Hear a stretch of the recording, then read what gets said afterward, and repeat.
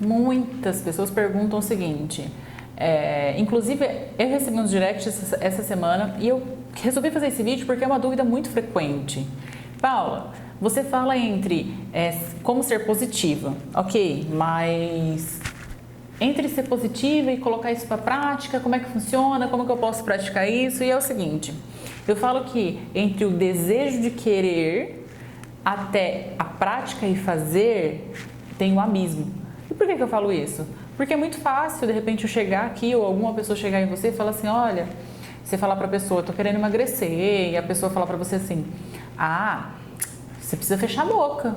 Ou então, a pessoa está num quadro depressivo, uma tristeza profunda, e eu falar para você assim, mas é simples, é só se você ser positiva, e aí aqueles pensamentos ruins que você estiver pensando, você nutre com pensamento positivo. Só que na prática, o jogo é outro. Então, o que eu quero dizer com isso? Habilidades positivas, o tema desse vídeo é isso, habilidade positiva se dá com a prática.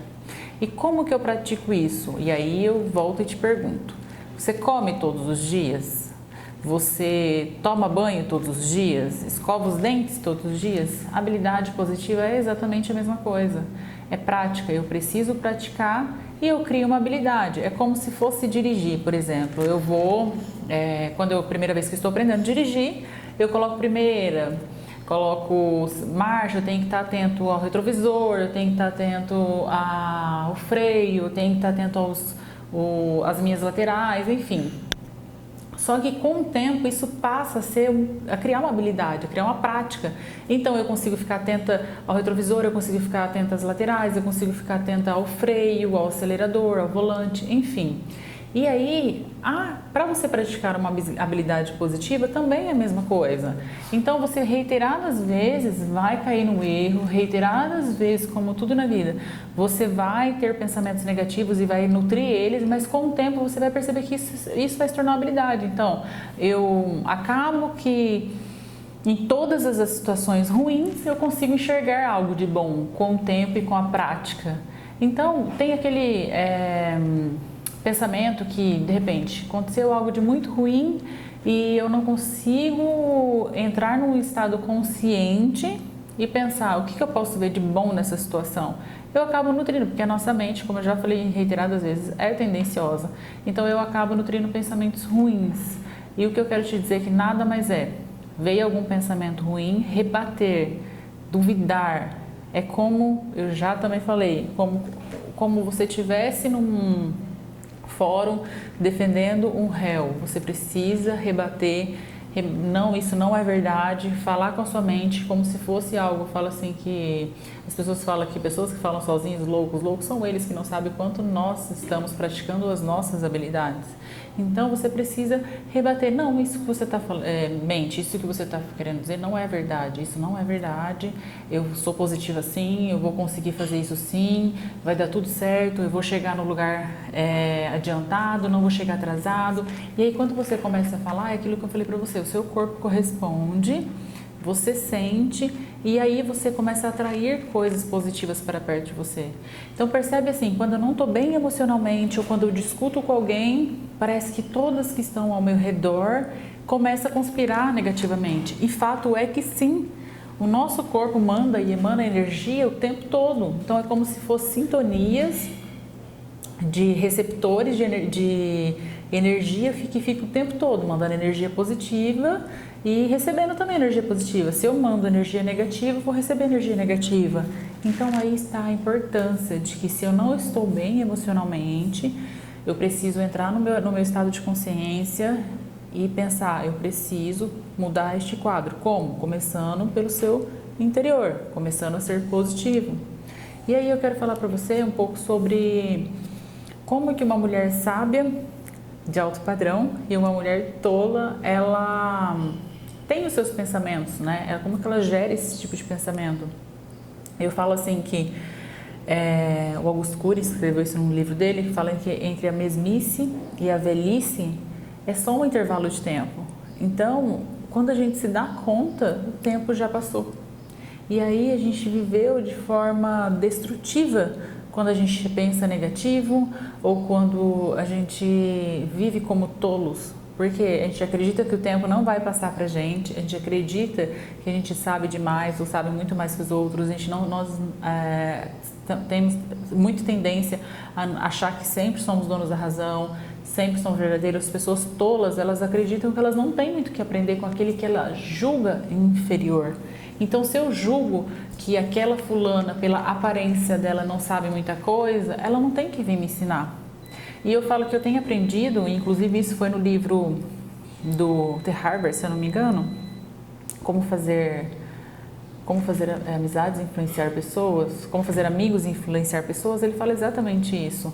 E eu aprendi demais com esse livro, que é o seguinte: quando alguém vem falar alguma coisa para você, você sempre fala, por mais que você saiba, você não escutou a versão daquela pessoa, a não ser que a pessoa esteja repetindo o mesmo assunto e ainda assim seja elegante, uma mulher de alto padrão, e não corte a pessoa, tipo, você já falou isso.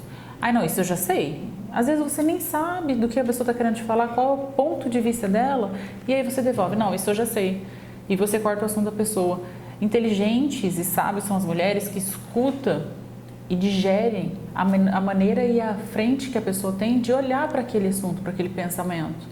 Então, uma mulher sábia, ela, tanto é que tem isso na Bíblia, né? Tem esse trecho na Bíblia: a mulher sábia edifica o lar e a tola destrói. E isso traz muito interpretação para isso que eu vou falar também. Porque a mulher sábia, ela transforma, e tem um exercício que eu coloquei isso no meu curso Transforma Sua Autoestima em 28 dias, que fala o seguinte: transforme lama em ouro. Ela tem a sabedoria de que os momentos ruins que ela passa na vida dela trazer como aprendizado. Então, se eu errei, eu não posso ficar me crucificando o tempo todo, eu vou utilizar aquele meu erro como fato de aprendizado. E aí eu não posso me permitir errar novamente naquilo que eu já errei, porque senão ele não é um erro que me tornou aprendizado. Eu estou sendo tola, eu estou repetindo um erro que eu já errei e reiterando novamente nesse erro. Então eu não posso errar novamente. Teoricamente, você deveria ter a sabedoria para que isso não acontecesse. Então, pensar nessa forma, do lado positivo, olhar para os seus erros transformados em aprendizados é muito válido. Olhar para a nossa dor e trazer através da dor aprendizado, ela é muito válida. Eu falo que a gente só aprende no erro. Você já ouviu alguém falar, ou até mesmo com você, que alguém aprendeu na felicidade? Eu aprendi aquilo lá quando eu estava muito feliz. Não, as pessoas elas aprendem na dor, elas aprendem com o erro. Essa é a diferença de uma mulher sábia e de uma mulher tola. A mulher tola, ela acha que ela é mais que todo mundo, que ela não precisa aprender com ninguém, que ela julga inferior a ela, que pessoas que não são referência para ela não vai aprender. Ela acha que diante de uma tristeza profunda, diante de uma dor ou diante de ser contrariada, ela se entra para um buraco sem fim e vai diretamente para o abismo. Então, eu queria te falar isso hoje. Você está sendo qual tipo de mulher? A sábia ou a tola? A mulher sábia, nas alegrias, elas são amantes da vitória. E nas derrotas, elas são amigos da interiorização. E por que são amigos da interiorização? Porque elas se autoconhecem, elas se permitem se perceber. Então, quando a gente fala amigos da interiorização, para e pensa comigo. Eu olho para dentro de mim e vejo por que aquele fracasso veio, por que aquela derrota veio. E em contrapartida, eu só quero te lembrar que muitas das vezes o foco e a causa da baixa autoestima vem por quê? Por términos de relacionamento, por de repente ser mandado embora do emprego, mas principalmente por uma rejeição familiar ou até mesmo de relacionamento. Por que disso? Eu estava num relacionamento e eu fui trocada por outra. Olha a fala. Eu fui trocada por outra. Eu falo que é uma mulher de alto padrão, ou que se você quer se tornar uma mulher de alto padrão, você não tem que pensar, eu fui trocada por outro. Não, ninguém troca ninguém deixa ninguém é lixo para ser jogado, para ser deixado. Então, a causa da baixa autoestima, você tem que pensar o quê? Ser amigo da sua interiorização e pensar o seguinte: por que nós terminamos o relacionamento? Porque nós não tínhamos objetivos em comum. Tá, ele queria uma coisa X e eu queria Y. Mas quando a gente se conheceu era completamente diferente. Mas isso é absolutamente normal. Quando a gente está com alguém e estamos iniciando um propósito, o percurso da caminhada pode mudar. E se o percurso da caminhada mudou, eu tenho desejos diferentes, eu anseio coisas diferentes. E tá tudo bem alguém olhar para mim e falar, olha, esse percurso que você está tomando, esse seu sonho, esse objetivo, a sua meta não faz sentido para mim na minha vida. Eu almejo outros voos. E a pessoa tem direito. E aí é onde parte do rompimento. Ou seja, é difícil, principalmente para com o homem, dele trazer clareza disso. Olha, eu não quero mais isso, ele simplesmente se ausenta e não te diz o motivo. E a mulher faz o quê? A mulher quer ir atrás, buscar o motivo.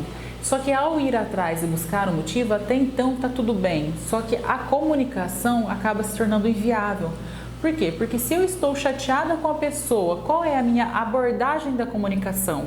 A falha está nessa abordagem da comunicação, porque quando eu vou me comunicar com o outro, a mulher normalmente se comunica com raiva, porque ela acredita que os motivos são N outros motivos e ela vem com o seu achismo, criando aquele monstro emocional. Então, eu chego com textão no WhatsApp, eu chego com fala torta, ou seja, eu chego de forma agressiva, né, falando verbalmente de forma agressiva, ou eu falo de uma maneira que eu me sinta muito chateada e o tempo todo trazendo raiva, trazendo mágoa. Eu falo que a mágoa é a mãe da raiva, né? Então, trazendo o tempo todo uma fala distorcida daquilo que eu realmente quero pronunciar.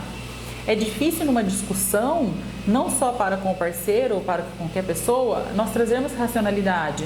E aí eu falo assim, em contrapartida, toda vez que nós entramos para uma discussão ou toda vez que nós vamos nos comunicar com o outro com uma forma de chateação, a gente coloca muita emoção. Colocando muita emoção, tende a gerar mais discussão ainda, porque a racionalidade se afasta. E aí eu falo que não tem ninguém que sofra mais do que a pessoa que de repente saiu da boca dela. Então, assim, se eu agrido verbalmente o outro, ou agrido emocionalmente o outro, tende a nós que agredimos o outro a sofrer muito mais do que a pessoa que ouviu, né? E eu não estou falando, tem aquele ditado, quem bate esquece, quem apanha não esquece. Em contrapartida, emocionalmente falando, tem gente que sofre, por quê? Porque é um acúmulo. Eu falo que são lixos emocionais que estão dentro de nós, que acabam nos afetando de forma inconsciente. Então eu falei, eu emanei energia negativa e aquela energia vai voltar para mim mesma. Vocês entendem a diferença? Então, quando eu estou em derrota ou quando eu tive algum fracasso, não leve para com o motivo de que o problema só está comigo. Às vezes o problema não está com você e não está para com o outro. O problema está na falta de objetividade, na falta de propósito, e está tudo bem. Você precisa estar com alguém que queira o mesmo que você e não que queira coisas diferentes, porque senão torna um relacionamento inviável e patológico. Pensa nisso. Quando eu falo sobre a baixa autoestima, quando eu falo assim, aquela mulher tem baixa autoestima, o que eu consigo enxergar? Baixa autoestima. Não tem como uma pessoa ter baixa autoestima e ter segurança. Está tudo interligado. Baixa autoestima, falta de segurança, ou seja, insegurança, falta de amor próprio. Está tudo atrelado e é como se fosse um pacote, entendeu? Então, quando a gente menciona sobre a questão da autoestima, tem toda a relação a ver. E eu queria até te dar dados estatísticos aqui. 80% dos jovens sofrem com timidez e com insegurança, trazendo consigo não só a timidez e a insegurança, mas a baixa autoestima, a falta de autoconfiança, amor próprio. Por que isso? Principalmente o motivo preponderante é a questão da aceitação social. Se eu não sou como a sociedade julga que eu devo ser, eu não sou bom o suficiente para estar no meio social em que eu acredito fazer sentido para mim. Então, olha como isso tem a ver. Se eu não consigo, por exemplo, o que eu estou fazendo aqui? Estou na frente de uma câmera onde tem luz, tem mais pessoas atrás de mim, tem celular, está sendo gravado e eu tenho o tempo todo, as pessoas estão aqui olhando para mim. Se eu não tenho uma segurança suficiente, sabendo daquilo que eu estou falando, se eu não tenho autoestima, se eu não tenho confiança naquilo que eu acredito e tenho certeza do que eu estou falando para você aqui na câmera agora, eu não conseguiria estar nesse meio todo. Então, as pessoas hoje, elas estão o tempo todo em redes sociais, elas estão o tempo todo presentes, mas elas não conseguem se expor de fato, que seja pessoal, conversando até mesmo numa câmera. Então, se uma pessoa trabalha com isso e ela precisa divulgar um trabalho dela, a grande maioria, eu falo porque eu trabalho com isso, tem dificuldade de se expor. Por quê? Porque quando você liga uma câmera e coloca ela e fala, então fala o que você sabe, ela trava. A timidez e a insegurança toma conta numa proporção que a pessoa simplesmente trava. Tem uma colega de gravações que ela comentou, ela passou por um período muito difícil e olha como o nosso corpo reage. Ela tinha que fazer gravações de vídeo e aí ela tinha esse pânico. Então toda vez que ligava uma câmera na frente dela, ela travava. E aí ela falou assim, bom, amanhã eu gravo, amanhã eu vou gravar. Aí chegou no dia, né, que ela ia gravar, ela teve uma alergia, o rosto dela inchou todo e ela não conseguiu fazer as gravações. E ela falou, bom, depois que essa alergia passar, eu vou gravar.